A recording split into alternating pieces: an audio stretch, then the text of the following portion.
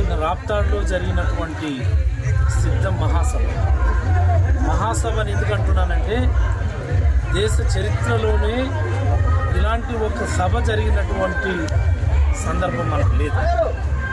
నిజంగా మేమందరూ టీవీల ముందు కూర్చొని చూస్తూ ఉంటే ఆ జనహోరు, ఆ జగనన్న హోరు చూస్తూ ఉంటే ఎవరికైనా సరే గూస్ బంప్స్ వస్తాయి.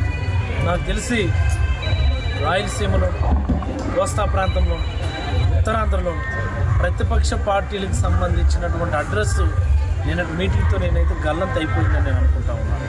ఒక్కటి చెప్తా ఉన్నా, చంద్రబాబు నాయుడు గారికి కానీ, పవన్ కళ్యాణ్ కానీ, ఎల్లో మీడియాకి కానీ, లోకేష్ కానీ, ఈ రాష్ట్రంలో ఉన్నటువంటి లక్షలాది కోట్లాది మంది వైఎస్ఆర్ కాంగ్రెస్ పార్టీ కార్యకర్తలు అందరూ కూడా జగన్మోహన్ రెడ్డి గారిని మళ్ళీ అత్యధిక స్థానాలతో ముఖ్యమంత్రిని చేయడానికి సిద్ధంగా ఉన్నారు.